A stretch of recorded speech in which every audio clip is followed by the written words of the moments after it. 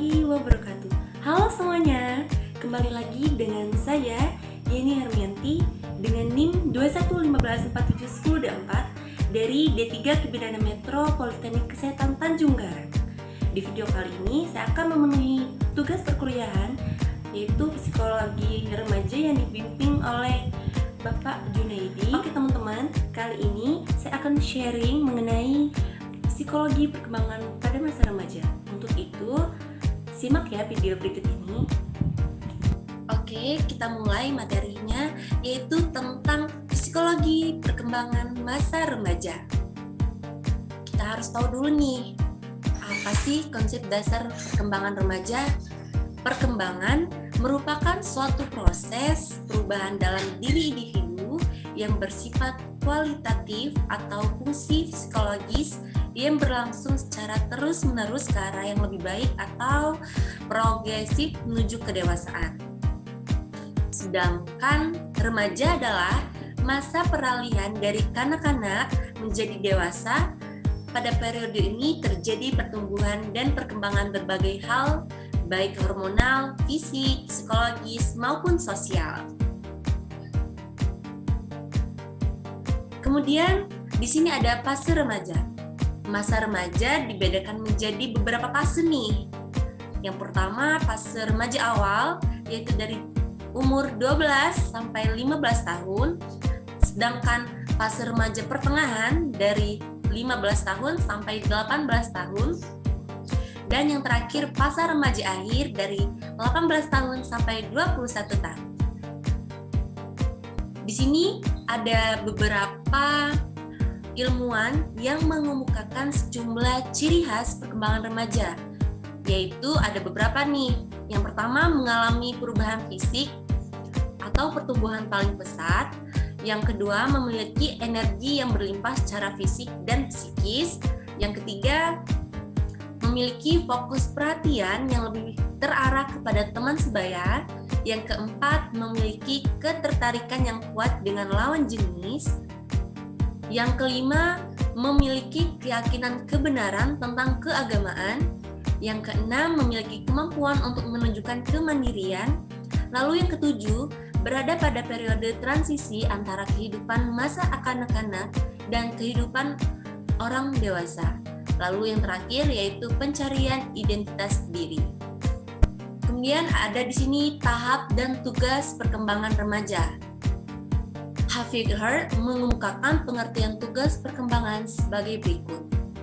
A development task which arrangement at or about a certain period in the life of an individual, successful advance of which both to his heavens and to success with later attempts, while failure either to unhappiness in the individual, which later hurt. Kemudian, Hafiger menjelaskan 9 tugas perkembangan yang seharusnya dicapai pada periode remaja. Apa saja sih? Yang pertama yaitu menguasai kemampuan membina hubungan baru yang lebih matang dengan teman sebaya atau berbagai jenis kelamin. Lalu yang kedua, menguasai kemampuan melaksanakan peran sosial sesuai dengan jenis kelamin. Dan yang ketiga, menerima keadaan fisik dan mengaktualisasikan secara efektif. Dan yang keempat, mencapai kemerdekaan emosional dari orang tua dan orang dewasa lainnya. Dan yang kelima, memiliki kemampuan untuk menjadi mandiri secara ekonomi.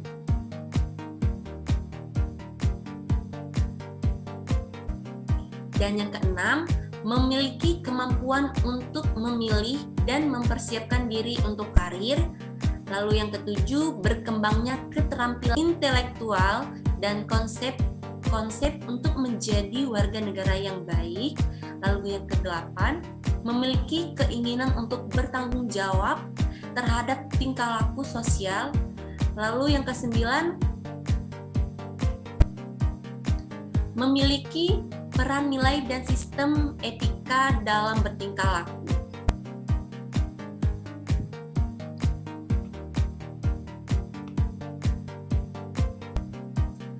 Yang pertama yaitu perkembangan fisik remaja.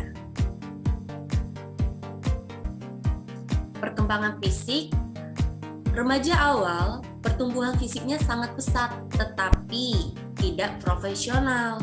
Pada remaja akhir, proporsinya tubuh mencapai ukuran tubuh orang dewasa dalam semua bagiannya.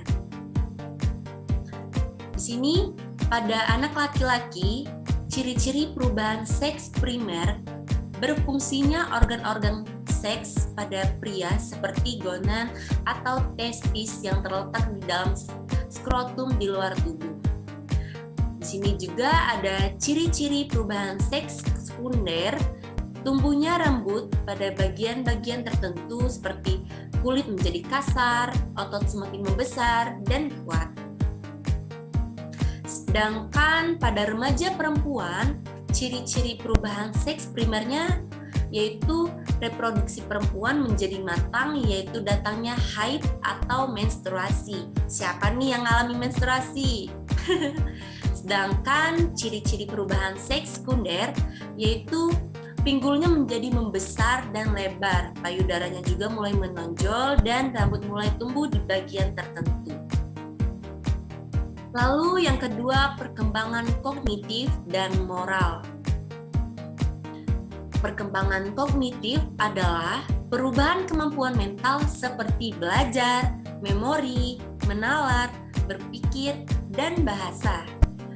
Menurut Fignet dalam Stanford 2001, dalam Jajah 2012, seorang remaja termotivasi untuk memahami dunia karena perilaku adaptasi secara biologis mereka. Pertumbuhan otak mencapai kesempurnaan pada usia 12 sampai 20 tahun. Lalu di sini ada perkembangan kognitif atau kemampuan berpikir remaja dapat digambarkan sebagai berikut. Nah, yang pertama, secara intelektual remaja mulai dapat berpikir logis tentang gagasan abstrak. Berfungsinya kegiatan kognitif tingkat tinggi yaitu membuat rencana strategi, membuat keputusan-keputusan, serta memecahkan masalah. Sudah mampu menggunakan abstraksi, membedakan yang konkret dengan yang abstrak. Lalu yang ketiga yaitu munculnya kemampuan nalar secara ilmiah, belajar menguji hipotesis, dan memikirkan masa depan, perencanaan, mengeksplorasi alternatif untuk mencapai psikologi remaja.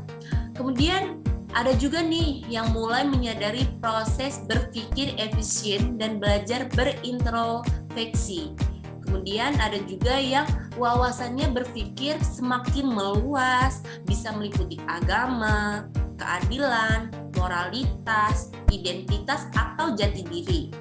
Kemudian yang ketiga yaitu perkembangan sosial dan emosional. Ada Colbert mengemukakan bahwa proses perkembangan tingkah laku sosial dengan jenis kelamin dalam diri remaja, yang pertama yaitu mula-mula remaja menyadari identitas dirinya sesuai dengan jenis kelamin. Saya adalah remaja pria dan saya adalah remaja wanita. Kalian yang mana? Hayo, wanita atau pria nih? Lalu yang kedua, kemudian remaja melakukan tingkah laku sesuai dengan perannya, sesuai dengan jenis kelaminnya, serta sesuai dengan tuntutan masyarakat di mana remaja hidup. Yang ketiga, kesempatan untuk bertingkah laku sebagai wanita atau pria dapat menimbulkan kepuasan dalam dirinya karena diterima oleh masyarakat. Kemudian di sini ada kepribadian yang diterima dan ditolak kelompok yang dikemukakan oleh Harlow. Kepribadian yang diterima ada penampilan yang menyenangkan karena menarik secara fisik, tenang namun gembira. Kemudian ada juga bersikap positif, tidak membenarkan diri sendiri. Kemudian yang ketiga, menyesuaikan penampilan fisik sesuai dengan standar penampilan kelompok. Dan di sini juga ada kepribadian yang ditolak, yaitu yang pertama, penampilan yang kurang menyenangkan karena penampilan fisik, kurang menarik, pendiam, dan menyendiri pada kesan pertama. Yang kedua, tidak positif, ingin membenarkan diri, tidak mau mengakui kehebatan orang lain. Ayo, siapa tuh yang gak mau ngakuin temennya? Lalu yang ketiga, ada penampilan fisik tidak sesuai. Kita lanjut. Catatan, perkembangan sosial dan emosional berkaitan sangat erat. Baik pengaturan emosional berada dalam kendali emosi maupun ekspresi emosi atau komunikasi efektif tentang emosi. Diperlukan bagi keberhasilan hubungan interpersonal. Selanjutnya, kemampuan perkembangan kognitif meningkatkan kualitas hubungan interpersonal karena membuat remaja mampu memahami dengan baik keinginan, kebutuhan, perasaan, dan motivasi orang lain. Kemudian yang keempat, perkembangan psikologi. Selanjutnya, faktor-faktor penting dalam perkembangan integritas pribadi remaja atau psikologi remaja adalah yang pertama yaitu pertumbuhan fisik semakin dewasa, membawa konsekuensi untuk berperilaku dewasa pula. Yang kedua, kematangan seksual berimplikasi kepada dorongan dan emosi-emosi baru. Lalu yang ketiga, munculnya kesadaran terhadap diri dan mengevaluasi kembali obsesi dan cita-cita.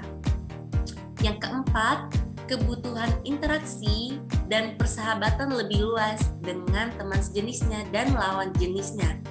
Lalu yang kelima, munculnya konflik-konflik sebagai akibat masa transisi dari masa anak menuju dewasa. Remaja akhir sudah mulai dapat memahami, mengarahkan, mengembangkan, dan memelihara identitas diri. Kemudian di sini yang kelima yaitu remaja dan permasalahannya. Apa aja nih? Harus kita tahu ya. Yang pertama, karakteristik remaja yang dapat menimbulkan berbagai masalah. Yang pertama, kecanggungan dalam pergaulan. Yang kedua, ketidakstabilan emosi, perasaan kosong. Yang ketiga, adanya sikap menantang dan menantang orang tua. Keempat, pertentangan di dalam dirinya. Lalu yang kelima, kegelisahan. Keenam, senang bereksperimentasi. Dan yang ketujuh, eksplorasi. Dan yang kedelapan, mempunyai banyak fantasi, hayalan, dan gualan. Yang kesembilan, kecenderungan membentuk kelompok. Kita lanjut. Yang kedua ada permasalahan fisik dan kesehatan. Di sini ada permasalahan akibat perubahan fisik banyak dirasakan oleh remaja awal ketika mereka mengalami pubertas. Dalam masalah kesehatan tidak banyak remaja yang mengalami sakit kronis. Tuh, siapa nih yang suka seblak? Dikurangin ya, oke teman-teman. Yang ketiga, permasalahan alkohol dan obat-obatan terlarang. Penggunaan alkohol dan obat-obatan terlarang akhir-akhir ini sudah sangat memprihatinkan. Karena apa? Sering nih kita jumpain di sekolahan, di jalan, di tempat-tempat umum, banyak anak-anak muda, jangankan yang sudah berkelanjutan umurnya, sedangkan di sini banyak anak SD, SMP, SMA yang sudah merokok. Padahal kan kita tahu tuh bahayanya sangat tidak ini sekali buat tubuh gitu. Buat teman-teman jangan coba-coba ya untuk merokok, apalagi untuk mabuk-mabukan. Karena penyesalan itu ada di akhirnya loh. Kita lanjut. Masa remaja merupakan masa yang dianggap sebagai masa topan, badai, dan stres atau stroke and stress. Hal tersebut karena mereka telah memiliki keinginan bebas untuk menentukan keinginan sendiri. Bila terarah dengan baik, maka ia akan menjadi individu yang memiliki rasa tanggung jawab. Dan buat kalian, sayangi diri kalian sendiri dan sayangi lingkungan di sekitar kalian, siapapun dan dimanapun. Mungkin itu saja materi dari saya. Kurang lebih saya mohon maaf, kepada Allah saya mohon ampun. Jangan lupa buat kalian semua like, comment, sebanyak-banyaknya. Terima kasih. Dadah, see you.